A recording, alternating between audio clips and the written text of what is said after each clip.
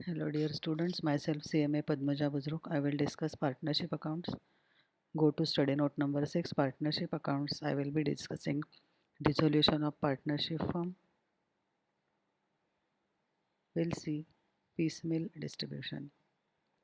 At the time of dissolution, sometimes assets are realized, that is sold gradually over a period of time and not at the same time, and as and when the assets are sold, the liabilities are cleared in order of their preference, that is known as piecemeal distribution of cash. This payment of liabilities will be in some order. First, realization expenses, then provision for expenses that are to be made, then preferential creditors like income tax, dues to government, then secured creditors up to the amount realized from the disposal of asset by which they are secured, that is after clearing secured creditors. If any balance is left after paying the secured creditors by selling of the assets, it is to be used for paying unsecured creditors. Once secured creditors are cleared, then payment is made to unsecured creditors. If there are more than one unsecured creditors, then it is to be paid in their outstanding balances, ratio of outstanding balances. Then clear partners loan. If more than one partner loan is there, then in ratio of their outstanding loan, partners loan is to be cleared. Then partners capital is to be paid at the end, and there are two methods for paying partners capital. These are surplus capital method and maximum loss method. Surplus capital method is also known as proportionate capital method or highest relative capital method. Surplus capital method is applicable when all partners are solvent. Following steps are to be followed to calculate surplus capital. First, calculate adjusted capital. Whatever is balance of capital account given in the balance sheet, that you have to consider. In that, add any reserves and surplus, undistributed profits, and profit sharing ratio. If there is any profit and loss account, debit balance or drawings, it is to be deducted. You will get adjusted capital. Then next step is to find base capital. The adjusted capital is divided by unit of profit share, and the minimum amount is called base capital. For example, if profit sharing ratio is 5 is to 3 is to 2, respective capital will be divided by 5, 3 and 2. That is, whatever adjusted capital you get divided by profit sharing ratio, and minimum of this will be base capital. Then find proportionate capital. The amount ascertained by multiplying base capital with units of profit share. For example, if base capital is 20,000, it is multiplied by 5 is to 3 is to 2. You will get proportionate capital. Surplus capital is the next finding. It is ascertained by difference of adjusted capital and proportionate capital. Once you get proportionate capital, from adjusted capital deduct proportionate capital, you will get surplus capital. The process continues until we get absolute surplus. Surplus capital method, also known as proportionate capital method, also known as highest relative capital method. Under this method, actual capital of the partners on the date of dissolution is compared with their proportionate capital determined on the basis of minimum capital per unit of profit to determine surplus capital of the partners. Surplus capital is paid first and any balance left thereafter is distributed in the profit sharing ratio. This ensures that final balance of partners show their share of realization of profit or loss, and thus no settlement need to be done at that point of time. Now we'll see one example so that this will be very clear to you. Balance of capital account X 35,000, Y 33,000, Z 18,000, reserves 10,000, profit sharing ratio 5 is to 3 is to 2. First, take capital balances, add reserve in profit sharing ratio, you will get adjusted capital. Then write profit sharing ratio, adjusted capital divided by profit sharing ratio, you will get capital per unit of profit sharing ratio. Minimum of these three is base capital. Base capital multiplied by profit sharing ratio will be proportionate capital. Now adjusted capital minus proportionate capital will be surplus capital. In case of X, surplus is nil. In case of Y, surplus is 12,000. In case of Z, surplus is 4,000. As two partners are getting surplus, again continue the procedure, write profit sharing ratio. Divide it, surplus capital by profit sharing ratio. 12,000 divided by 3 is 4,000. 4,000 divided by 2 is 2,000. Minimum of this is 2,000, which is your base capital. Base capital multiplied by profit sharing ratio is proportionate capital. Now, surplus capital minus proportionate capital is absolute surplus. So 12,000 minus 6,000, 6,000. 4,000 minus 4,000 is 0. Y is having absolute surplus 6,000. So Y will we getting paid first 6,000 out of available cash. Total surplus is 12,000 plus 4,000, 16,000. Out of 16,000, 6,000 will be paid to Y first, and then Y and Z will get 10,000 in their ratio 3 is to 2, and after that whatever cash is available will be distributed to X, Y and Z in the profit sharing ratio 5 is to 3 is to 2. I will just show you a note. Total surplus is 12,000 plus 4,000, 16,000. First preference to Y 6,000 because he is getting absolute surplus. First pay 6,000 to Y from available cash. Then remaining surplus will be 16,000 minus 6,000, 10,000. Now whatever cash is available, it is to be distributed between Y and Z in the ratio 3 is to 2. After clearing all this 16,000 surplus, whatever cash is available is to be distributed among X, Y and Z in the ratio 5 is to 3 is to 2. Now we'll see one more example. Distribution of cash. A, B and C are partners sharing profits and losses as 2 is to 1 is to 1.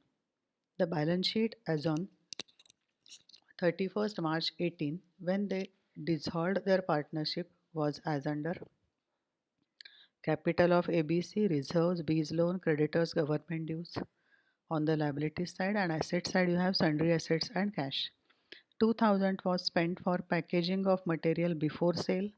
You are supposed to make provision for this. You are supposed to deduct this from available cash. Available cash is 15,000. This is to be given first preference. The realizations were made on different dates as under: April they have received 15,000 by selling assets, May 20,000, June 30,000, July 60,000 and August 40,000. These are the amounts they have received during these months by selling of the assets. The collections were distributed as and when realized. Prepare statement showing distribution of cash collected. Now we'll see how it is to be done. First, you are supposed to prepare a statement showing surplus capital, capital balances of XYZ, add reserve in the ratio 2 is to 1 is to 1, you will get adjusted capital. Then write profit sharing ratio, find out capital per unit of profit sharing ratio, that is C divided by D. Find out the minimum of this. 32,500 is the base capital. Base capital into profit sharing ratio you will get proportionate capital. Now adjusted capital minus proportionate capital is surplus capital. If you see, X and Z do not have any surplus capital, only Y is having surplus capital 20,000.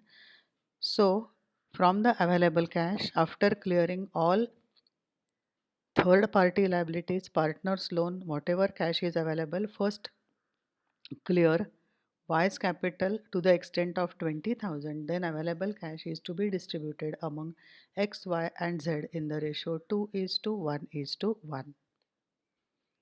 Statement showing distribution of cash. Cash balance as per balance sheet is 15,000. External liabilities, government dues 10,000, creditors 20,000. This is the order of preference. B's loan, then it is to be cleared 20,000. Lastly, capital A, B and C. From 15,000, expenses of packaging 2,000 is to be deducted. Available cash is only 13,000. First preference is government dues. If you pay government dues 10,000, Government dues after paying balance is nil and available cash is 3000. Then 3000 is to be paid for clearing creditors. So cash balance is nil. After paying creditors 3000, creditors balance will become 17,000. Remaining balances will be same. First realization is 15,000. Creditors balance still is pending. So pay 15,000 to creditors. 17 minus 15 is 2. Remaining balances will be same. Second realization is 20,000. Creditors balance is 2,000. Clear that 2,000. Then you will have 18,000. This 18,000 will be used for clearing B's loan. Then 20 minus 18. After second realization, B's loan is balance is 2,000 and capital balances are same. So after first realization, these are the balances. Second realization is 20,000. First clear. Okay, this is a repetition. So these are the balances after first realization. Second realization we have seen on the last page. Same it is 20, payment to creditors 2,000, then paid to B for his loan 18,000. Then you will have balances 2,000 and capital balances are same. B's loan balance is 2,000. Then third realization is 30,000. First clear B's loan which balance is 2,000. After clearing 2,000 balance, surplus is to be paid to B because he is having absolute surplus 20,000. So 30 minus 2 minus 20, you will have 8,000, which is to be distributed to A, B and C in the ratio 2 is to 1 is to 1.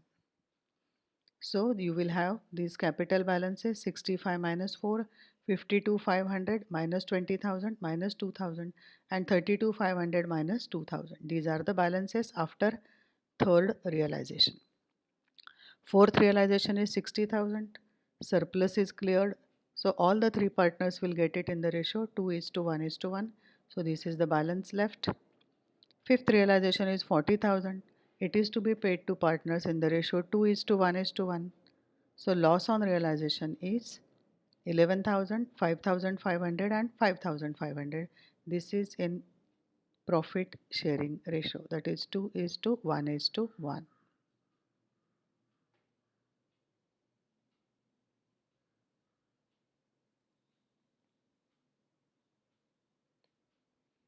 Now we'll see maximum loss method.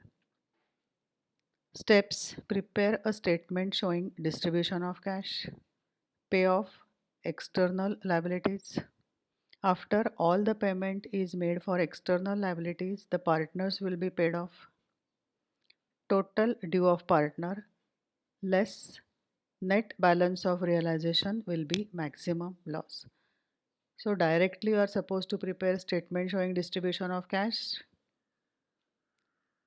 First external liabilities are to be cleared, then you are supposed to make payment to partners. For that, add all the total dues of partner, deduct whatever cash you are having, the resulting figure is maximum loss.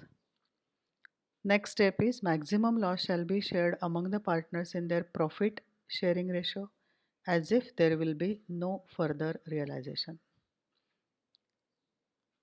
If any of the partner capital after step 4 is negative, the partner shall be treated like as an insolvent partner. If any of the partner's capital is having negative balance, consider that partner as insolvent partner. Then deficiency of the insolvent partner, that is his negative balance, as per step 5 shall be shared by the solvent partners, that is those partners who have positive balances in their capital contribution ratio as per Garner versus Murray rule. Repeat the step 3 to 6 till final realization. We'll see one example so that this will be very clear to you. Illustration 37. Rahul, Roshan and Rohan were in partnership sharing profits and losses in the ratio of 3 is to 2 is to 1 respectively. The partnership was dissolved on 30 June when the position was as follows. Capital account of three partners, creditors, cash in hand, sundry debtors, and stock. There was a bill for 10,000 due on 30 November 13 under discount. It was agreed that the net realizations should be distributed in their due order at the end of each month, but as safely as possible. The realizations and expenses were as under. At the month end, July, August, September, October, and November, by selling stock and debtors, they have received this amount, and for that they have incurred these respective expenses. So, net amount received is whatever they have received by realizing the asset minus expenses. So, this is the net amount received. 84 minus 7 is 77,000. Then 1,20,600, then 65,100, then 73,500, and 32,000. These figures you are supposed to consider as receipt of cash in the respective months. The stock was completely disposed of and the amount due from debtors were realized, the balance being irrecoverable. The acceptor of the bill under discount made the bill on due date.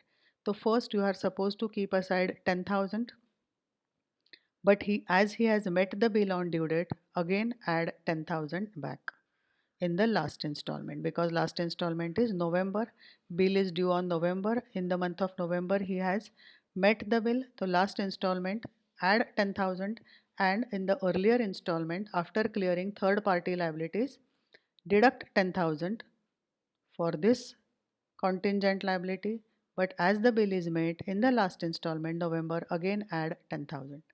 Prepare statement showing piecemeal distribution of cash according to maximum loss method. Statement showing distribution of cash according to maximum loss method. Third party liability only creditors, then capital accounts.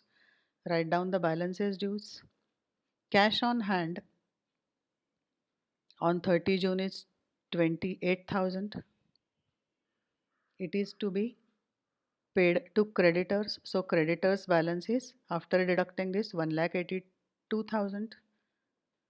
Then 77,000 cash is available in the month of July. At the end of July, it is to be given to creditors. So balance outstanding of creditors is 1,05,000. Now 31st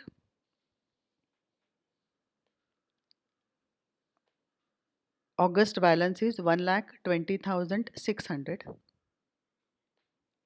Out of this 1,20,600, 1,05,000 is used for paying creditors. 1,20,600 minus 1,05,000. Out of that, 10,000 is to be kept for contingent liability, that is bill, which is due in the month of November. So available cash is only 5,600. Add the capital balances of all the three partners, 1,40,000 plus 70,000 plus 14,000, 2,24,400. These are the total capital balances minus available cash, which is 5,600. This is known as maximum loss, which is to be distributed in the partners in their ratio 3:2:1. After distributing this maximum loss in the profit sharing ratio, you will get the balance 1,40,000 minus 1,09,200, 70,000 minus 72,800, and 14,000 minus 36,400. Roshan and Rohan balances are negative, so make it positive, and this will his deficiency insolvency will be shared by solvent partner. Only Rahul is solvent. So 25,200 to be deducted from Rahul's balance, that is nothing but 2,800 plus 22,400, and make it positive. Minus 2,800 plus 2,800 is nil. Minus 22,400 plus 22,400 is nil. And 30,800 minus 25,200 is 5,600. So available cash 5,600 is to be given to Rahul. So Rahul's balance now is 1,40,000 minus 5,600 is 1,34,400. Roshan balance is 70,000. Rohan balance is 14,000 because they did not get anything. First 5,600 was given only to Rahul.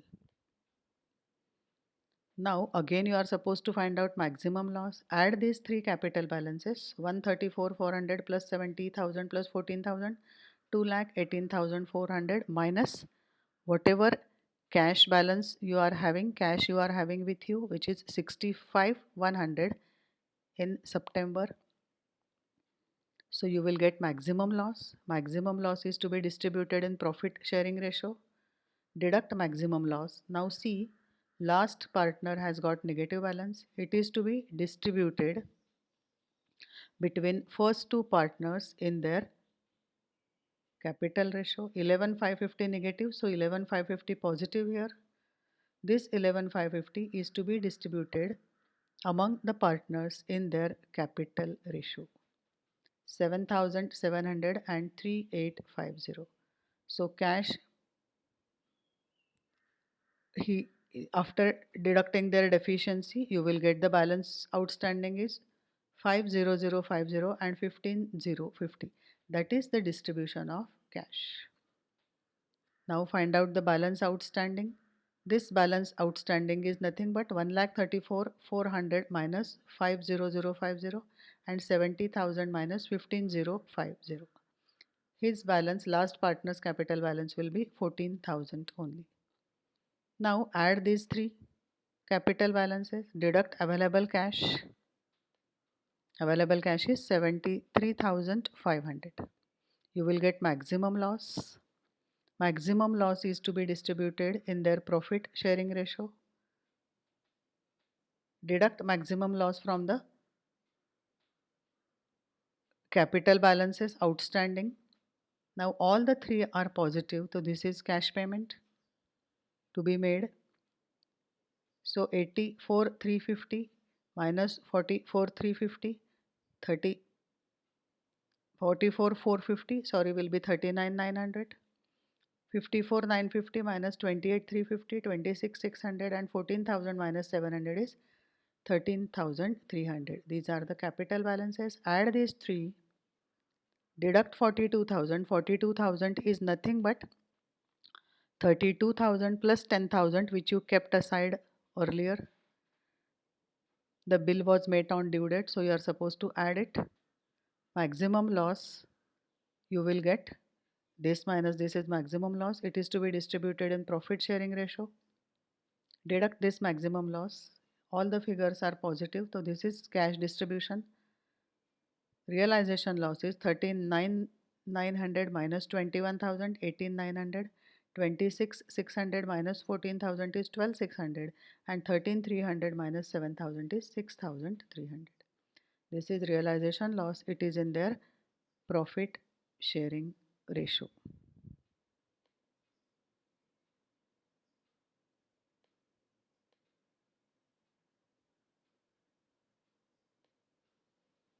Now, if you see in this particular case, deficiency of partner is to be shared by the solvent partners in capital ratios. Here their capital ratio is 2:1. Why? Because capital of Rahul is 1,40,000, Roshan is 70,000. So their capital ratio is 2:1. In this particular video, we have seen